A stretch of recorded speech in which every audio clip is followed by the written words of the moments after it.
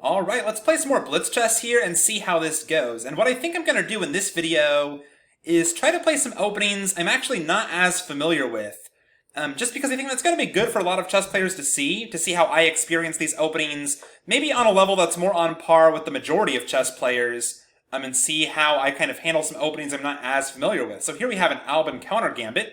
I don't play this with either color. Let's go ahead and take on e5, d4, and I'm trying to remember how white usually plays here. I think knight f3 is the main move if I'm not too mistaken.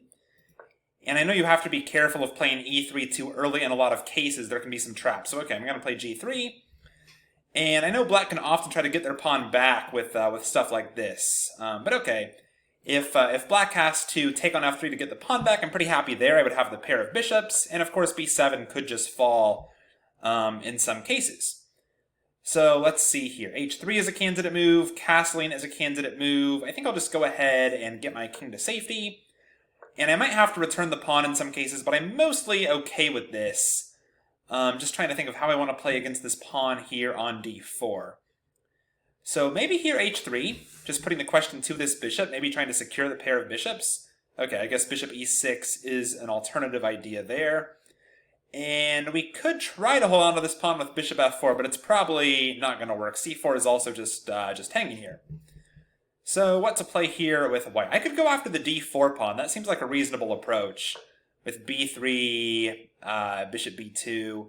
This pawn could still be kind of a target. So let's see how this goes. Okay, black's not in a rush to take back their pawn. I'll play bishop b2, ganging up on this guy. And I think I'm threatening just to take it next turn. So yeah, black has to do something. Let's play a3 here, thinking about possibly b4.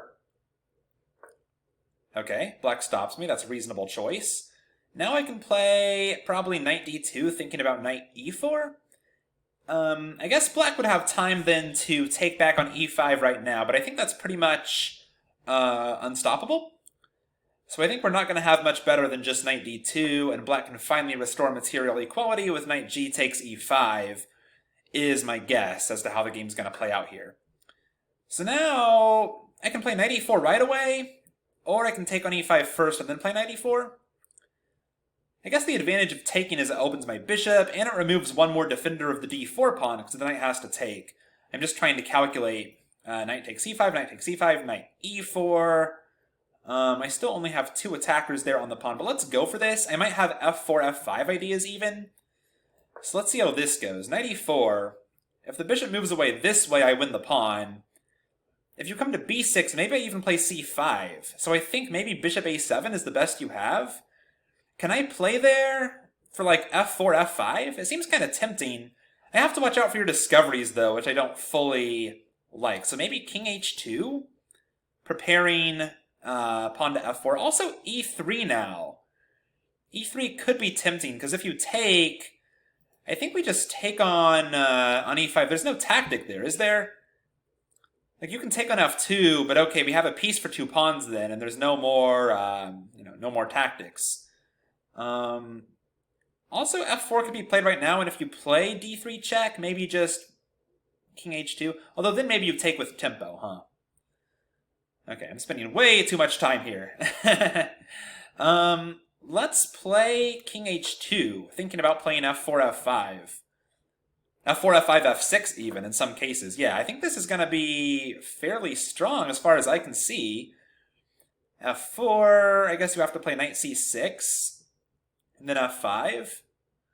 And you have to play your bishop back somewhere, and then f6. And you're going to be super weak on the dark squares, I think. Like if you play g6, maybe just queen d2, thinking about queen h6, thinking about knight g5. Okay, but that's a big concession giving me, letting me take, right? So I take. Okay. And probably now queen d2. The real question is going to be time, I think. But certainly white has a much better position here. Maybe knight f6 could be considered too. Knight f6 and then queen g5 could be an idea. Also e3 now is much stronger, huh? Okay. So now knight f6 isn't as good. Okay, let's play e3.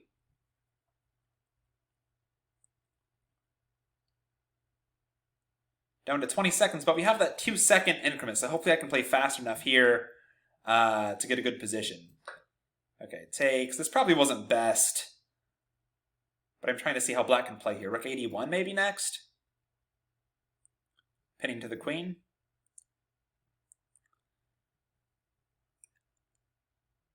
You've got to take back somehow, otherwise probably just d5 or something. This bishop's going to be open now too, which is really nice because of how weak those dark squares are, especially with this bishop missing from the king side.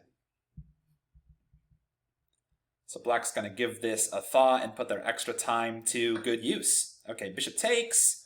Here can we play rook d1? Or maybe takes first? Because if you take with the queen, we have queen g5, but then you have queen g7. Yeah, maybe this wasn't best. But I'm going to get access to your back rank, I think. Unless you play knight back to c6. White's better, but I think a lot of the advantage probably evaporated, unfortunately. I just missed that black could simplify like that. There's no queen g5 there or anything. But I don't know, knight g5 is still an idea. I guess let's play it, because we're running out of time. Rook e7. And then bishop d5, I think. Looks fairly strong. On bishop e6, which way do we take? Or do we just pin you? Okay, let's take like this and attack. Thinking about rook f1, thinking about taking on e6. Okay. e5 maybe? No? Okay, oh, we have to be careful. I'm worried about h6. Okay, that works. I gotta gain some time. Rook e4 maybe next. That's a good idea. Not anymore. Rook f4.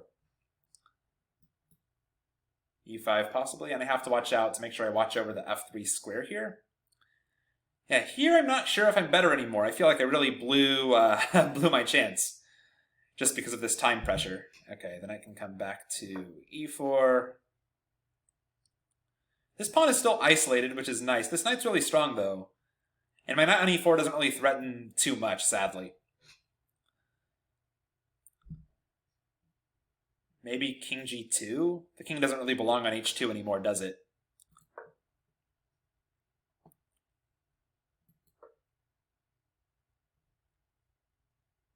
Or maybe... I wonder if knight takes is better? Thinking about coming to d3 and pressuring the isolated pawn, but then just d4 probably, huh?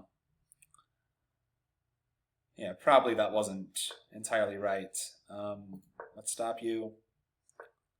Check. Let's come to d5.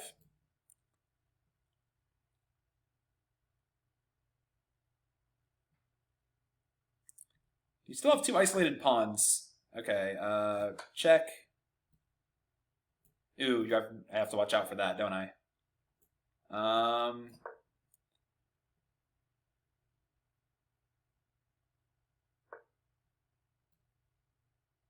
Ouch.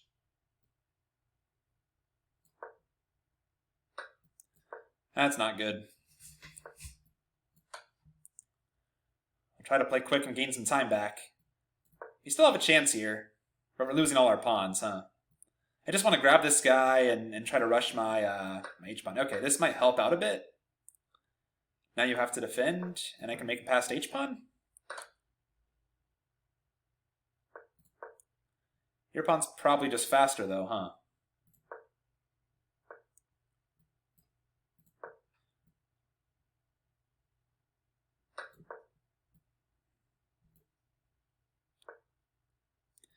Yeah, wow, I really blew this one. That time pressure got to me.